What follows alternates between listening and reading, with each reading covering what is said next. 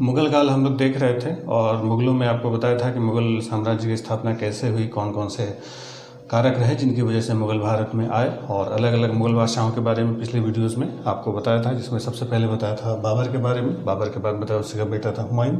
हुमायूं का शासनकाल थोड़ा सा डिस्टर्बेंस से भरा हुआ था, बहुत ही अस्त व्यस्त था। हालांकि बाद में उसने वापसी की, लेकिन बहुत ज़्यादा समय तक टिक नहीं पाया। उसके बाद जो अकबर का शासनकाल था, अकबर ने भारत में मुग़लों को स्थायित्व प्रदान किया, और उसका शासनकाल जो था 1556-1605 एक लंबा शासनकाल था, जिसने भारत में मुग़लों को स्थायी रूप से जमा दिया।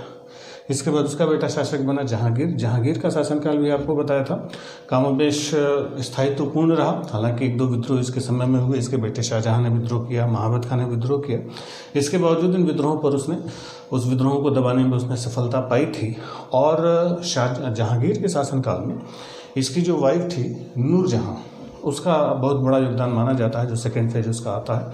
नूरजहां आपको बताया था कि शेर अफगान एक बंगाल का सूबेदार था, उसी की विधवा थी। और नूरजहां से जब जहांगीर ने शादी की थी तो ऑलरेडी इसके बच्चे थे, और लेकिन इसने फिर बाद में इसकी पूरी फैमिली जो थी, इसके माँ बाप, इसके भाई जो था आसफ खां, वो भी था।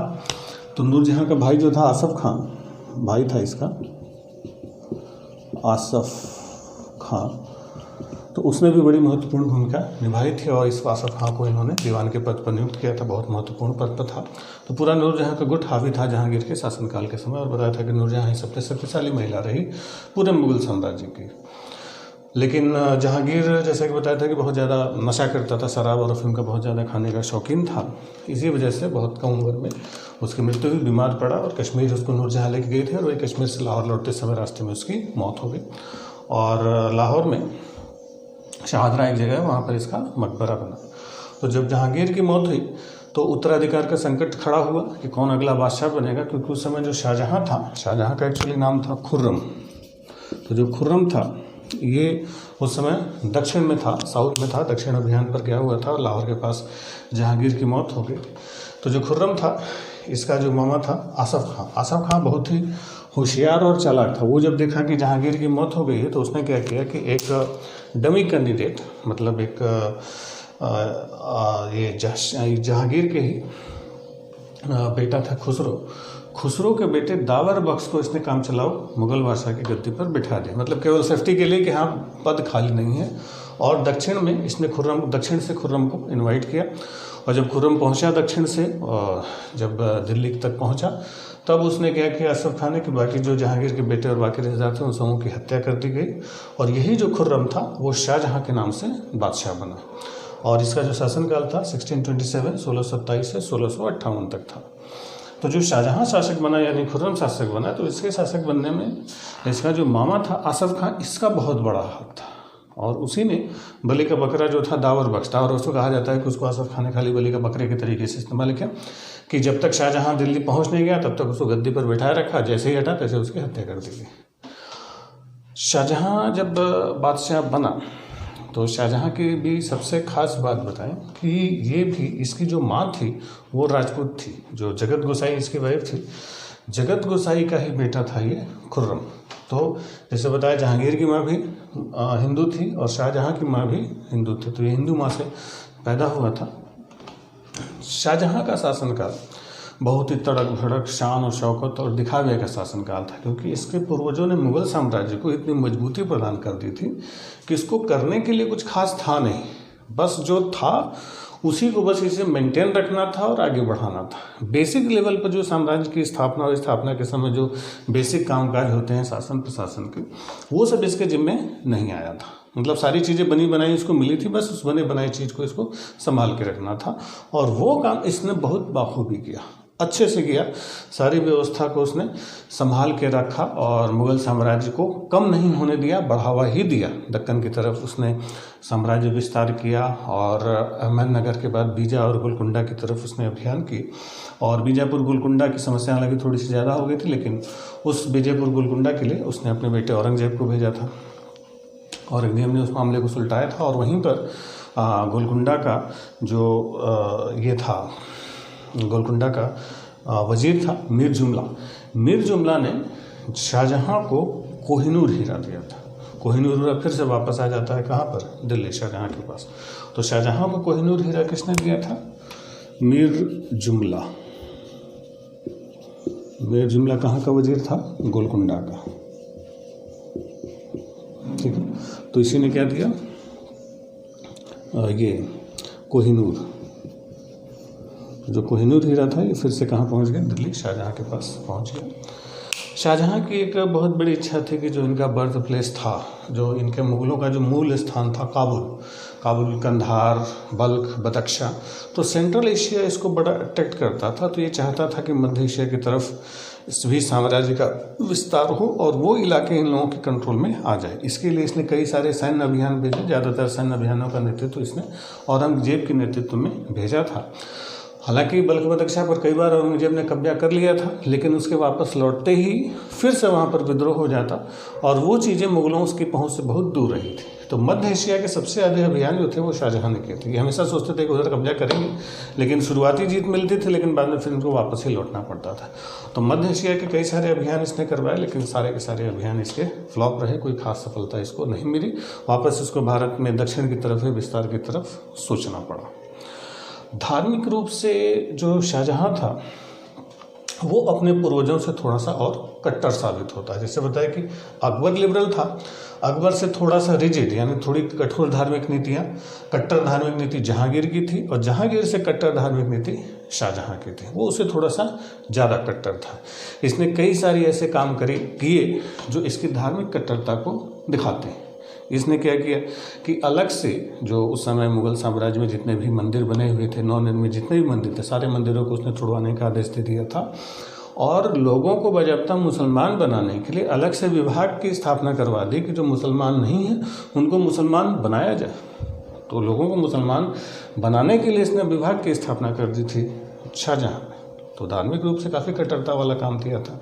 इवन जब यहाँ पुर्तगालियों से, बंगाल में पुर्तगाली बहुत ज़्यादा लूटपाट मचा रहे थे, तो जब पुर्तगालियों ने लूटमार बहुत ज़्यादा मचाई बंगाल में, तो आगरे के सभी जितने भी गिरजाघर थे, जितने भी चर्च थे पुर्तगालियों को, सबको इसने गिरवा दिया था, सबको ढहाने का इसने आदेश दे दिया था। और गो हत्या पर जो प्रतिबंध लगा हुआ था, कई जगहों पर गो हत्या पर लगे प्रतिबंध को भी इसने हटा दिया था। और फिर से तीर्थ यात्रा कर, जो अकबर ने तीर्थ यात्रा कर हटाया था, दूसरे धर्मों के लोग जब तीर्थ यात्रा काशी हरिद्वार की यात्रा करते थे तो तीर्थ यात्रा कर लगता था, पिलग्रिम टैक्स जिसको बोलते थे। तो उस तीर्थ यात्रा कर को उसने फिर से लगा दिया, जो अकबर ने हटा दिया था। हालांकि बाद में इसका जो कवि था, एक कविंद्राचार्य, इसी के दरबार में रहता था, पंडित कविंद्राचार्य ने इससे रिक्वेस्ट किया था कि तीर्थ यात्रा कर हटा दिया जाए, क्योंकि हिंदुओं के बहुत ज़्यादा खिलाफ जाता है। तो कविंद्राचार्य की बात इसने मान ली थी और तीर्थ यात्रा कर को बाद में इसने हटा दिया। तो धार्मिक रूप से कट्टरता इसकी दिखाई देती है और इस्लाम के प्रति इसका जो मोह था बाकी बादशाहों से थोड़ा सा ज़्यादा था।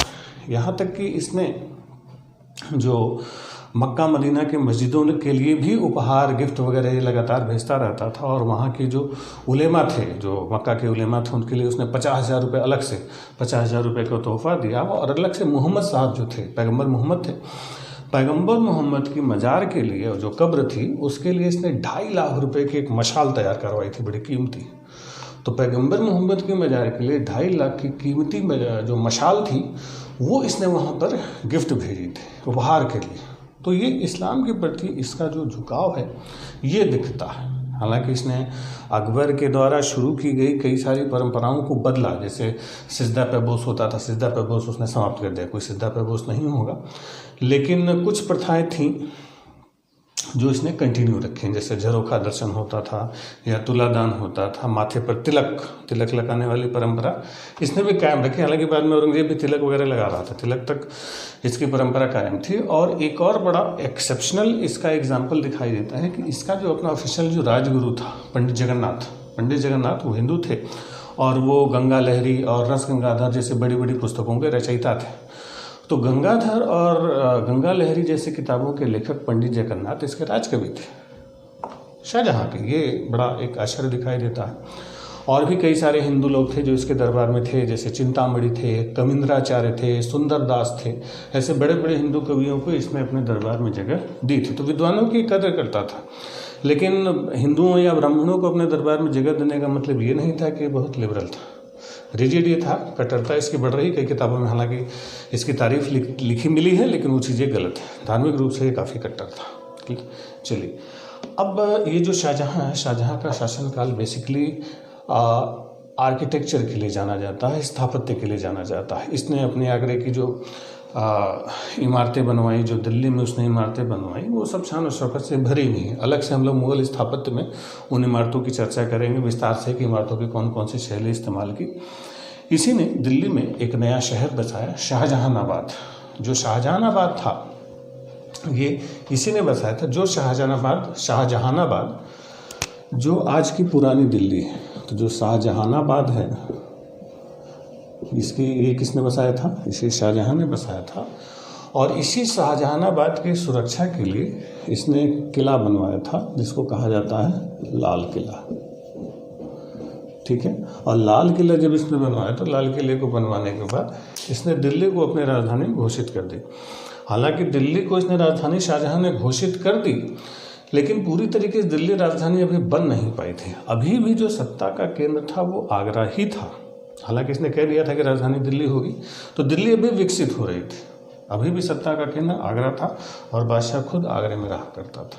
ठीक, अब लाल किला, और इसने खुद अपने पर्सनल नमाज पढ़ने के लिए दिल्ली में ही एक मस्जिद बनवाई, जामा मस्जिद। वो जामा मस्जिद दुनिया की सबसे बड़ी मस्जिद का खिताब हासिल करती है। सबके बारे में आगे हम लोग मुग़ल स्थापत्य में डिटेल में चर्चा करते हैं। ठीक, चलिए खैर, तो शाहजहानाबाद और लाल किला इसी ने बनवाया था, एक राजधानी, ये राजधानी के रूप में, और ये राजधानी की सुरक्षा के लिए इसने किला बनवाया था। इसने भी कई सारी शादियाँ की थी। बताया था मुग़लों की शादियाँ बहुत ज़्यादा होती थी, लेकिन एक दो बेगम होती थी जिनको सबसे ख़ास बेगम का रुतबा हासिल होता था। तो इसकी जो ख़ास बेगम थी, जो वो आसफ़ खां की ही बेटी थी, जिसका नाम था अर्जुमंद बानो बेगम। अर्जुमंद बानो बेगम, इसी को उपाधि दी गई थी मुमताज़ की। तो ये जो अर्जुमंद बानो बेगम थी, ये आसफ़ खां की ही बेटी थी। तो ये भी बहुत खूबसूरत थी, नूरजहाँ की भतीजी थी। तो अर्जुमंद बानो बेगम जो थी, जिसको मुमताज़ की उपाधि दी गई, ये इसकी सबसे ख़ास बेगम थी। हालांकि जो ख़ास बेगमें होती थी, ऐसा नहीं होता था कि जो ख़ास बेगम होती थी उनकी ज़िंदगी बड़ी अच्छी होती थी। इन ख़ास बेगमों की ज़िंदगी भी कभी कभी बहुत ख़राब हो जाती थी, बड़ी सड़ जाती थी कभी कभी। अब इसकी जो ज़िंदगी थी अर्जुमंद बानो बेगम की, जिसको कहते हैं ना किसी एक से मोहब्बत बड़ी ख़तरनाक होती है, तो शाहजहाँ की सबसे ज़्यादा मोहब्बत अर्जुमंद बानो बेगम से थी। अब इस मोहब्बत का इतना ख़तरनाक नतीजा निकला कि इसका अंदाज़ा अब इसी बात से लगा सकते हैं कि शाहजहाँ और अर्जुमंद बानो बेगम की जो शादी हुई थी 1611 1611 शाहजहाँ मैरिड विद अर्जुमंद बानो बेगम। 1611 में दोनों की शादी हुई, और जब 1631 में 1631 अर्जुमंद बानो बेगम की मौत होती है, मृत्यु होती है, तो उस समय, इसकी मृत्यु के समय, ये शाहजहाँ के 14वें बच्चे को जन्म दे रही होती। 1611 में शादी होती, 1631 में शाहजहाँ के 14वें बच्चे को जन्म देते समय अर्जुमंद बानो बेगम यानी मुमताज़ की मौत हो जाती है। तो एक साथ बैक टू बैक 14 बच्चे। वैसी मोहब्बत किस काम की जो 14 बच्चे लगातार उसने पैदा कराए। और जब 14वें बच्चे को जन्म देते समय इसकी मौत हुई, बुरहानपुर में इसकी मौत हुई थी, तब उसकी मौत के बाद बना ताजमहल। तो ये जो ताजमहल बना, वो ताजमहल ऐसे नहीं बना था, 14 बच्चे पैदा करके ये मरी थी, बड़ी मेहनत करना पड़ा था इसको ताजमहल के लिए, तब जाके इसने बनवाया ताजमहल। तो ताजमहल इसी मुमताज़ की याद में उसने बनवाया था। ठीक, अब ताजमहल जो था बनाने में कई साल लगे, और मुमताज़ की मौत 1631 में ही हो गई थी। तो उसकी लाश जो थी मुमताज़ को, बुरहानपुर में उस समय थी, बुरहानपुर में मुमताज़ की मौत हुई थी, तो वहीं पर उसको दफन कर दिया गया। और फिर आगरे में इधर ताजमहल का निर्माण कार्य शुरू हुआ। फिर जब आगरे में ताजमहल बन के तैयार हुआ, तब फिर मुमताज़ को वहाँ से उखाड़ा गया और दोबारा जाके उसको आगरे के ताजमहल में दफन कर दिया गया। ठीक है, तो 14 बच्चे इसके पैदा हुए थे। अब 14 पे भी ऐसा नहीं था कि बहुत कमज़ोर और बहुत ही गले सड़े बच्चे पैदा किए। बच्चे इसके हट्टे कड्डे, दुरुस्त तंदुरुस्त पैदा हुए थे इसके, और 7 तो अच्छी हालत में थे, जीवित हालत में थे, जिन 7 का नाम इतिहास में लिया जाता है इसके। यानी शाहजहाँ के अगर 7 बच्चों को देखा जाए तो सबसे बड़ी इसकी जो बेटी थी वो थी जहाँ आरा सबसे बड़ी थी। उसके बाद दूसरे नंबर पर था दारा शिको।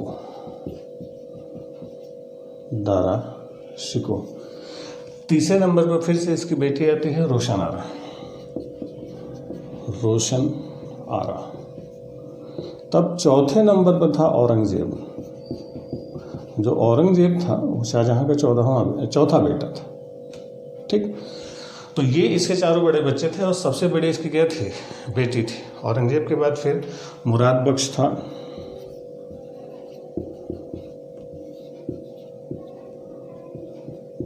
फिर रोशन आरा थी, ये गोहन आरा थी। गोहन आरा छोटी थी, गोहन आरा।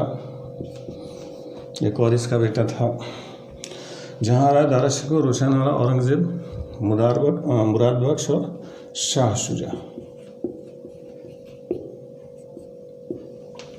जी, तो सातों बच्चे जिंदा थे और सातों उस समय के मुगल काल के बड़े नामी हस्तियां बनी। और इनमें जो तीनों बेटियां थीं, बेटियों के मामले में मुगलों में आपको एक बात बता दें, मुगल काल में जो मुगल शहजादियां होती थी, मुगलों की जो बेटियां होती थी, उनकी ज़िंदगी बड़ी ख़राब हो जाती थी, बड़ी नरक होती थी मुगल लड़कियों। क्योंकि मुगलों में एक परंपरा थी कि मुगल अपनी बेटियों की शादी नहीं करते थे। मुगलों ने कभी अपनी किसी बेटों की शादी ये करते थे, बेटियों की शादी ये नहीं करते थे। इनको लगता ही नहीं था कि भारत में कोई इस काबिल है जो इनकी बेटियों से निकाह कर सके। तो इनकी बेटियों की शादी नहीं होती थी। तो अगर लड़की पैदा हो गई मुगल काल में तो समझ लीजिए उसकी ज़िंदगी खराब थी, नरक थी, कभी शादी होती ही नहीं थी, ऐसे ही मर जाती थी। बेटों की ज़िंदगी है ऐशीपूर्ण होती थी, बेटों की कई शादियाँ हो जाती थी, बेटियों की शादी ही नहीं होती थी। तो सबसे बड़ी हालांकि जो जहाँ आरा थी, जहाँ आरा की बड़ी रिस्पेक्ट थी। और बाकी जो चार बेटे थे, दारा शिकोह, औरंगजेब, मुराद और शाह शुजा, ये जो चारों थे, चारों बहुत अच्छी स्थिति में थे। और जब जो सक्सेशन वार हुआ शाहजहां का, तो सक्सेशन वार में इन्हीं चारों की बड़ी भूमिका थी। ठीक, हालांकि इसमें जो दारा शिकोह था और जहाँ आरा, इन दोनों में बड़ी अच्छी बनती थी। यानी ये दोनों जो भाई बहन थे, इन लोगों में अच्छी पटरी खाती थी। और औरंगजेब की रोशन आरा से बड़ी अच्छी बनती थी। रोशन आरा से काफ़ी घुला मिला था अपनी बहन से, और उसी से मिलने ज़्यादा इसका व्यवहार इसका था। बाकी इन लोगों से थोड़ा कम बातचीत करता था औरंगजेब ज़्यादातर वो राजधानी में रहा नहीं, वो ज़्यादातर राजधानी से बाहर ही था। राजधानी में ज़्यादातर दारा शिकोह था। और बाद में जब शाहजहां बूढ़ा हुआ, जब ये 1657 में शाहजहां बूढ़ा हुआ, इसकी तबीयत खराब हो गई, तो उसके आसपास दारा शिकोह और जहाँ आरा ही रहते थे। और ये दोनों हमेशा राजधानी में रहे। और इनको बाद में इस बात का खतरा हुआ, इनको समझ में आ चुका था कि औरंगजेब बहुत ही चालाक, बहुत ही धूर्त, बहुत ही शातिर और बहुत ही बहादुर योद्धा है, तो औरंगजेब कहीं साम्राज्य पर कब्जा न कर ले। तो इसलिए ये दोनों भाई बहन हमेशा आगरे में शाहजहां के पास रहते थे और शाहजहां के कान में औरंगजेब के खिलाफ ये लोग बातें भरते रहते थे। औरंगजेब के बारे में सबको पता था, धार्मिक रूप से बहुत कट्टर है। और जो दारा शिकोह था वो थोड़ा लिबरल था। लिबरल का मतलब उदार, उसको दूसरा अकबर भी कहा जाता है। दारा शिकोह जो था ये कादरी सिलसिला था, कादरी सिलसिले का ये फॉलोअर था और मुल्ला शाह बदख्शी इसके गुरु थे। दारा शिकोह माना जाता है कि इसने भागवत गीता और योग वासिष्ठ का फारसी अनुवाद करवाया था उसने खुद से, अपने साथ लोगों को मिला के। इसी ने एक किताब लिखी थी मजमुल बहरीन। मजमुल बहरीन का मतलब था दो समुद्रों का मिलन। दो समुद्रों का मिलन में ये हिंदू और मुस्लिम धर्मों के मिलन की ये बात करता था। इसी ने अपने कुछ सहयोगियों के साथ मिलकर 52 उपनिषदों का फारसी अनुवाद कराया था सिर्र अकबरी नाम से। तो जो सिर्र अकबरी था वो 52 उपनिषदों का फारसी अनुवाद था जो दारा शिकोह ने तैयार करवाया था अपने नेतृत्व में। तो धार्मिक रूप से बहुत लिबरल, उच्च शिक्षित, हाईली एजुकेटेड, पढ़ा लिखा। और वही जो औरंगजेब था बहुत बहादुर योद्धा था, शातिर था, अच्छा प्रशासक था, लेकिन इससे सब डरते थे और ये सबको मिला के रखता था। यही क्या किया, इन दोनों ने मिलकर साजिश करनी शुरू कर दी औरंगजेब के खिलाफ और शाहजहां के कान भरने शुरू कर दिए। और इसी कान भरने का नतीजा ये हुआ कि औरंगजेब को हमेशा इन लोगों ने आगरे से दूर रखा। औरंगजेब को हमेशा दक्षिण बीजापुर, गोलकुंडा के अभियानों में भेजा गया और जब वहाँ से फुर्सत पाता था तो उसको सीधे ये सब बल्ख, बदख्शा, मध्य एशिया के अभियान पर भेजते थे। वहाँ खोखर और उज्बेक और अफरीदी जनजातियों से औरंगजेब उलझता रहता था। तो औरंगजेब का पूरा जीवन इसी संघर्ष में ही गुजरा। कभी दक्षिण के पहाड़ियों में भटका, कभी बीजापुर से, कभी गोलकुंडा से, कभी अहमदनगर से, और कभी इसको भेजा गया बल्ख, बदख्शा, काबुल और मध्य एशिया के अभियानों पर। अब ये जो काम किया दारा शिकोह ने औरंगजेब के खिलाफ, ये औरंगजेब के खिलाफ उसने काम किया तो जरूर, लेकिन ये बातें औरंगजेब के पक्ष में चली गई, फेवर में चली गई। फेवर में इसलिए गई क्योंकि साउथ की राजनीति इतनी उलझी हुई थी, दक्कन की राजनीति और सामरिक व्यवस्था इतनी उलझी हुई थी कि उसमें वो लगातार घिसा 20 साल तक। और बल्ख बदख्शा के अभियानों में उज्बेकों से और मध्य एशिया के शाहों से भिड़ता रहा वो, जिसकी वजह से उसका सामरिक कौशल जो था वो बहुत ज़्यादा बढ़ चुका था। वो एक बहुत तगड़ा योद्धा बन चुका था, एकदम घिस चुका था, पक चुका था। तो सारा अनुभव इतना भर चुका था औरंगजेब के सामने कि वो सारी परिस्थितियाँ, सारी कूटनीति, गुणागणित सब कुछ वो समझ चुका था, इतना उसको घिसा जा चुका था। और जबकि दरबार में रहते रहते इसको जंग लग चुकी थी, ये कूटनीति अब नहीं समझने वाला था। भाई इसका जीवन अच्छा मिल रहा था, दरबार में था, बड़े मजे से गुजर रहा था, जबकि औरंगजेब को फील्ड एक्सपीरियंस हो रहा था हर जगह, पूरा मध्य एशिया से लेकर दक्कन तक का। तो इसलिए सेना और बाकी चीज़ों के मामले में औरंगजेब का अनुभव दारा शिकोह पर भारी पड़ा। और यही यानी जो काम दारा शिकोह ने औरंगजेब के खिलाफ किया, औरंगजेब भटका तो जरूर, लेकिन उसका अनुभव इतना मिल गया था कि जिसका फ़ायदा औरंगजेब को ही अल्टीमेटली मिला। और दारा शिकोह जो हमेशा दरबार में रहा, उसी का आदी रहा, न सैनिक योद्धा बन पाया, न वो कूटनीति समझ पाया। फाइनली उत्तराधिकार के युद्ध इन्हीं चारों के ही अंडर में हुआ। तो जिस समय शाहजहाँ की तबीयत खराब हुई थी, तो उस समय चारों जो ये इसके लड़के थे, जैसे जो औरंगजेब था, तो औरंगजेब जो था वो दक्कन में था, ठीक है, साउथ का इसको सूबेदार बनाया गया था। जो मुराद बख्श था, मुराद बख्श को गुजरात का सूबेदार बनाया गया था, मुराद इधर था। और जो शाह शुजा था, शाह शुजा बंगाल की तरफ था। और आगरा यानी मेन जो आगरा दिल्ली जो राजधानी वाला रीजन था, इधर था दारा शिकोह। ये पोजीशन थी, ठीक। यानी औरंगजेब साउथ में था, बंगाल में इधर शाह शुजा, गुजरात और मालवा की तरफ मुराद, और दारा शिकोह आगरे में। 1657 में अचानक से शाहजहाँ की तबीयत खराब होती है, वो बिस्तर पर पड़ गया था और बाहर निकलना उसने बंद कर दिया था, दरबार में आना, झरोखा दर्शन वगैरह देना बंद कर दिया। खबर ये फैली कि बादशाह की मौत हो गई है और दारा शिकोह फरमान अपने मन से जारी करा। हालांकि शाहजहाँ जिंदा था, दारा शिकोह ही सारे काम धाम संभाल रहा था। तो जैसे ही इस बात की खबर फैली कि हाँ शाहजहाँ की मौत हो गई है, तुरंत ये जो बाकी के शहजादे थे, इन सबों ने आगरे की तरफ कूच करना शुरू कर दिया और उत्तराधिकार युद्ध की एक तरीके से समझ लीजिए कि बैकग्राउंड तैयार हो गया कि उत्तराधिकार युद्ध शुरू होने जा रहा था। हालांकि दारा शिकोह ने शाहजहाँ की अच्छी से सेवा की, खिला पिला के उसको रेडी किया और फिर से उसको धर पकड़ के झरोखा दर्शन दिया और ये सुनिश्चित किया कि नहीं शाहजहाँ की तबीयत ठीक है। लेकिन फिर भी बाकी शहजादे नहीं माने और आगरे की तरफ बढ़ना जारी रखे। तो सबसे पहले शाह शुजा बढ़ता है आगरे की तरफ। तो शाह शुजा को कंट्रोल करने के लिए दारा शिकोह ने अपने बेटे को शाह शुजा से निपटने के लिए शाही सेना का सूबेदार बनाया और शाही सेना का सूबेदार बना के उसको भेज दिया। तो जब इसका बेटा पहुंचा शाह शुजा से लड़ने के लिए, तो सबसे पहली जो लड़ाई हुई थी 1658 बहादुरगढ़ का युद्ध, बैटल ऑफ बहादुरगढ़। तो ये जो बहादुरगढ़ का युद्ध हुआ था, एक तरह से आगरे की जो शाही सेना थी और उधर से शाह शुजा के बीच हुई। तो इस बहादुरगढ़ के युद्ध में शाह शुजा पराजित हो जाता है, पराजित होकर वापस लौट जाता है, ठीक। फिर इधर औरंगजेब बढ़ता है। तो औरंगजेब ने क्या किया कि मुराद को बहुत होशियारी से अपनी तरफ मिला लेकिन भाई तुम हमारी तरफ आओ, शाह शुजा के तरीके से नादानी न करो, हम लोग मिल के लड़ेंगे तो शाही सेना को हरा सकते हैं। तो औरंगजेब ने मुराद के साथ मिल के आगरे की तरफ कूच करना शुरू किया।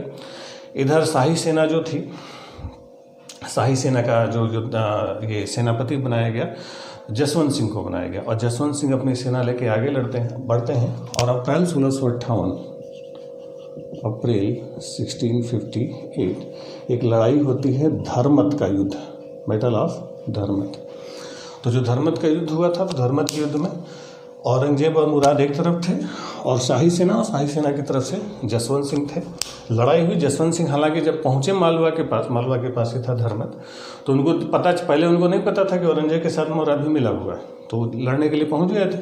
लेकिन बाद में देखें कि मुराद इनकी संयुक्त सेना है तो उनकी स्थिति कमजोर थी। लेकिन जसवंत सिंह राजपूत थे, वो पीछे हटने के मूड में नहीं थे, उन्होंने लड़ाई लड़ी। फाइनली जसवंत सिंह पराजित हो गए और जसवंत सिंह जब पराजित होने के बाद वापस अपने राज्य लौटे तो वहाँ पर उनकी महारानी ने उनको राजपूताने में प्रवेश दिया ही नहीं, किले का द्वार बंद कर दिया, बोल दिया कि अब आप हार गए हैं। उनकी वाइफ ने उनको किले में एंट्री ही नहीं दी थी। जसवंत सिंह को उनकी वाइफ ने वापस लौटा दिया था, वापस उनको आगरा भेज दिया गया।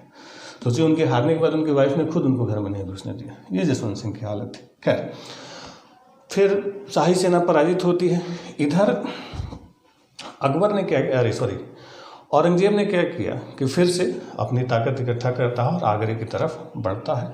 और अगली जो निर्णायक लड़ाई होती है मई 1658 में, मई 1658, सामूगढ़ का युद्ध, बैटल ऑफ सामूगढ़। तो ये जो सामूगढ़ के युद्ध में, जहाँ एक तरफ औरंगजेब था, दूसरी तरफ दारा की सेना थी। अब दारा और औरंगजेब के बीच पहली सीधी टक्कर यही थी, सीधी टक्कर हुई थी इसमें। अब ये टक्कर बिल्कुल वैसी ही थी। औरंगजेब जहाँ बिल्कुल तपा हुआ, पूरा दक्षिण और पूरे मध्य एशिया के अनुभवों को लेकर एक तपा हुआ योद्धा, जो पूरी जिंदगी संघर्षों में गुजारा, और उसका सामना दारा शिकोह से था, जो हमेशा दरबार में ही रहा, कभी उसको फील्ड एक्सपीरियंस हो ही नहीं पाया था। तो बिल्कुल टक्कर वैसा था जैसे नरेंद्र मोदी और राहुल गांधी के बीच टक्कर चुनाव हुआ 2014 में। एक तरफ नरेंद्र मोदी जैसे योद्धा, जिन्होंने पूरा जीवन राजनीति में निकाल दिया, 13 साल मुख्यमंत्री रहे, उसके बाद चुनाव लड़, कभी चुनाव नहीं हारने वाले। और दूसरी तरफ पता चला कि राहुल गांधी जैसा आदमी, पढ़ा लिखा आदमी, नया, उसको कांग्रेस का अध्यक्ष बना के चुनाव लड़वा दिया, प्रधानमंत्री पद का उम्मीदवार बना के। तो टक्कर बिल्कुल असमान थी, वो टक्कर थी ही नहीं, एक तरीके से वो मुकाबला ही नहीं था। वही यहाँ पर दारा शिकोह और औरंगजेब का मुकाबला था। औरंगजेब समझ लिया मोदी जी टाइप से कि बहादुर योद्धा, और दारा शिकोह को कोई अनुभव नहीं, और बहुत बुरी तरीके से सामूगढ़ में हरा दिया। तो सामूगढ़ में जब दारा शिकोह हारा, यही सामूगढ़ में हारने के बाद अब निश्चित हो गया था कि आगरे की सत्ता औरंगजेब को मिलने वाली है। लेकिन औरंगजेब के साथ इसका भाई मुराद भी था।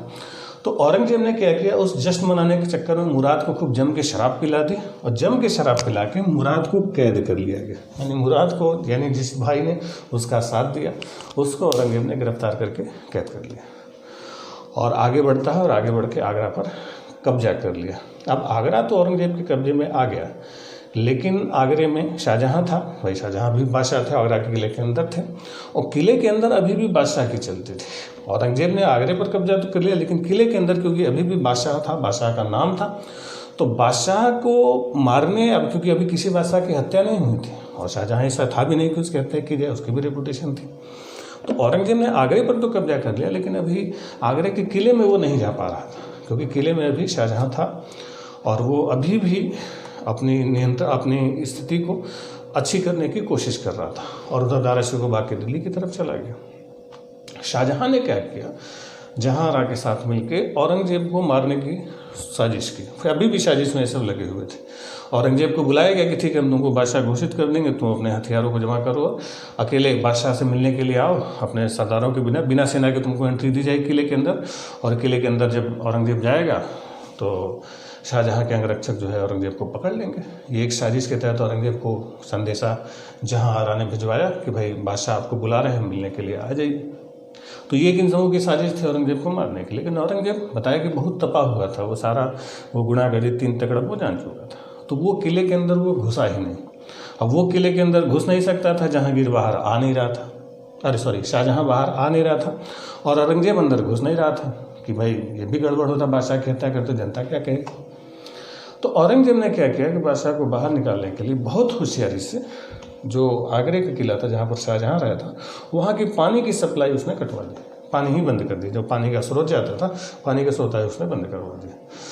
अब आगरा किले में पूरे पानी के बिना हाहाकार मच गया, लोग मरने लगे। शाहजहाँ खुद पानी की प्यास से तड़पने लगा। जब एकदम बिल्कुल तड़प उठे, फिर जहांआरा बेगम दौड़ के कि भाई अब तो छोड़ दो, काहे इतना कर रहे। बोले नहीं, बादशाह अभी भी हमको मारने के चक्कर में। तो जब एकदम हद हो गई, तब फिर शाहजहाँ ने फिर सरेंडर कर दिया, अपना तख्त व ताज त्याग दिया कि भैया अब तुम समझो, हमें बस पानी चाहिए। तो बिना किले के अंदर गए, केवल पानी सप्लाई बंद करके औरंगजेब ने शाहजहाँ को सरेंडर करा दिया। हालांकि उसने शाहजहाँ की हत्या नहीं की, शाहजहाँ को गिरफ्तार किया गया, और गिरफ्तार करके वही मुसम्मन बुर्ज था, मुसम्मन बुर्ज से ताजमहल बिल्कुल दिखाई देता था, और मुसम्मन बुर्ज से मुसम्मन बुर्ज में शाहजहां को कैद कर दिया गया और मुसम्मन बुर्ज में शाहजहां की देख रेख के लिए जहांआरा बेगम को उसने रखा। जहांआरा क्योंकि सबसे बड़ी थी तो औरंगजेब भी उसकी रिस्पेक्ट करता था, उसकी बात मानता था। तो शाहजहां के साथ लास्ट समय पर इसकी बड़ी बेटी जो थी जहांआरा थी। जहांआरा देखने में अपनी माँ की तरह ही थी, ठीक है। तो लास्ट तक जहांआरा उसके साथ रही और लगभग 8 साल तक शाहजहां जिंदा रहा। 1666 में मरता है, तब तक औरंगजेब ने उसको कुछ नहीं किया, उसका रिस्पेक्ट बना रहा। बस हालांकि कभी वो अपने बाप से मिलने नहीं गया और जहांआरा बात तक रही थी। तो यानी गनीमत ये थी कि इसने अपने बाप को मारा नहीं, बस कैद करके छोड़ दिया और खुद को बादशाह घोषित कर देता है। तो सामूगढ़ के बाद औरंगजेब बादशाह घोषित तो किया जा चुका था, आगरे पर कब्जा हो तो चुका था, लेकिन अभी भी दारा शिकोह जिंदा था और उससे संघर्ष करने की कोशिश कर रहा था। और उधर शाह शुजा भी अभी बचा हुआ था, वो भी हारा नहीं था। शाह शुजा बंगाल से अपनी ताकत इकट्ठा करता है। औरंगजेब को इस बात की खबर लगी तो आगरे पर कब्जे के बाद औरंगजेब फिर वापस लौटता है और इलाहाबाद के पास जनवरी 1659 में एक लड़ाई होती है, खजुआ की लड़ाई। जनवरी 1659 बैटल ऑफ खजुआ। ये खजुआ इलाहाबाद के पास था। तो इस खजुआ की लड़ाई में, ये खजुआ का जो युद्ध हुआ था, ये औरंगजेब और शाह शुजा के बीच हुआ। इसमें शाह शुजा को बहुत बुरी तरीके से औरंगजेब ने हराया। शाह शुजा वहाँ से भाग के फिर म्यांमार में अराकान की तरफ चला गया और वहीं पर भटकते हुए बाद में अराकानियों ने इसकी मार के हत्या कर दी, ठीक। फिर इधर दारा शिकोह भी भटक रहा था, भटकते भटकते राजपूताना पहुंचा। फिर वहां से वो सोचा कि काबुल पर कब्जा कर लेंगे और यहाँ से शासन करने की कोशिश करेंगे। तो काबुल की तरफ जब बढ़ रहा था तो रास्ते में एक अफगान ने उसको गिरफ्तार कर लिया, पकड़ लिया, जिसके पास वो शरण मांगने गया था औरंगजेब के खिलाफ। तो औरंगजेब के खिलाफ शरण मांगने गया था। औरंगजेब ने पहले ही वहाँ पर सेटिंग की हुई थी, औरंगजेब के सारे जानकार थे वहाँ पर, क्योंकि औरंगजेब उस इलाके का बहुत अच्छे से जानकार था। तो औरंगजेब का जो मलिक जीवन एक सरदार था, उसके यहाँ दारा शिकोह ने मदद मांगने की कोशिश की। मलिक जीवन ने उसी को गिरफ्तार करके औरंगजेब के हवाले कर दिया गया। औरंगजेब दिल्ली पहुंचा और फिर अभी हवाले नहीं किया था, सॉरी, एक लड़ाई लड़ी गई थी छोटी सी अजमेर के पास, जिसको कहा जाता है देवराई का युद्ध। देवराई की जो लड़ाई हुई थी वो 1659 में हुई थी, 1659 देवराई। तो ये जो देवराई का युद्ध हुआ था, देवराई अजमेर के पास है, ये अप्रैल में हुआ था। तो इस देवराई की लड़ाई में जो अजमेर के पास हुआ था, इस लड़ाई में फाइनली, मतलब अंतिम रूप से जो छोटी-मोटी झड़प हुई, फाइनली दारा शिकोह को उसने परास्त कर दिया और दारा शिकोह भटकता रहा। फाइनली इसको पकड़ के औरंगजेब के हवाले किया गया और औरंगजेब ने बिल्कुल दिखावा किया, सीधे सीधे उसने सज़ा नहीं सुनाई। औरंगजेब ने इसके ऊपर आरोप लगाया कि ये इस्लामिक परंपराओं को नहीं मानता है, इस्लाम के खिलाफ चल रहा है, इसीलिए इसको हम सज़ा दे रहे हैं। तो जो इस्लामिक जो इसके न्यायाधीश थे, जज थे, उन काजियों ने उसको फतवा सुनाया और सजा दी कि गंदे से हाथी पर फटे पुराने कपड़े में बैठकर इसको जूते चप्पलों से पीटते हुए पूरी दिल्ली में बिल्कुल गंधेले तरीके से पीटते हुए बुरी तरीके से इसको घुमाया गया। और जब इसको पीट पीट के घुमाया जा रहा था तो जनता जो दिल्ली की थी वो बहुत इमोशनल हो गई थी, क्योंकि ये अकबर की तरीके से इसको लोग मानते थे दारा शिकोह को, और यही माना जाता था कि शाहजहां का उत्तराधिकारी हो। लेकिन उसकी बहुत बुरी तरीके से पीट पीट कर हत्या कर दी गई और पीट पीट के पकड़ा, पूरी दिल्ली में घुमाया गया, बेइज्जती की गई और बेइज्जती करके तब उसकी हत्या की गई। और बाद में इसका जो बेटा था उसने गढ़वाल के राजा के यहाँ शरण ली थी। उसको फिर गढ़वाल के राजा ने औरंगजेब के हवाले किया और औरंगजेब ने उसकी भी हत्या कर दी, ठीक। उसका नाम था सुलेमान शिकोह। सुलेमान शिकोह की औरंगजेब ने हत्या करवा दी। तो इस तरीके से पूरा जो सक्सेशन वार था शाहजहां का, ये चला। अब यानी शाहजहां पहला मुगल बादशाह था जिसका क्या चला, उत्तराधिकार युद्ध चला, सक्सेशन वार चला, इसी के चारों बेटों में। अब तक जैसे मुगलों का जो भी हम लोग इतिहास देख रहे थे तो उसमें बेटे विद्रोह करते थे लेकिन उत्तराधिकार का युद्ध नहीं होता था। अब क्या था कि सक्सेशन वार की गलत परंपरा शुरू हो गई, उत्तराधिकार का युद्ध शुरू हो गया, जिसकी शुरुआत शाहजहां के समय से हुई और शाहजहां की जिंदा रहते हुए हुई, इसकी आंखों के सामने हुआ। और उस उत्तराधिकार के युद्ध में भारी पड़ता है औरंगजेब और अगला बादशाह बना औरंगजेब। बाद में शाहजहाँ कुछ समय तक जिंदा रहा, फिर 1666 में बिल्कुल बीमार हो गई, उसकी मौत हो गई। और उसको भी वही शाहजहाँ को ताजमहल में ही, जहाँ उसकी वाइफ को दफन किया, उसने अपनी बीवी के लिए मकबरा बनाया था, तो वहीं ताजमहल में ही औरंगजेब के अपनी वाइफ के पास यानी मुमताज महल के पास शाहजहाँ को भी दफन कर दिया। यानी इसका मकबरा कहाँ पर है? ताजमहल में। ठीक, चलिए, तो ये था शाहजहाँ। अब इसके बाद आएंगे हम लोग औरंगजेब पर अगले वीडियो में। तब तक के लिए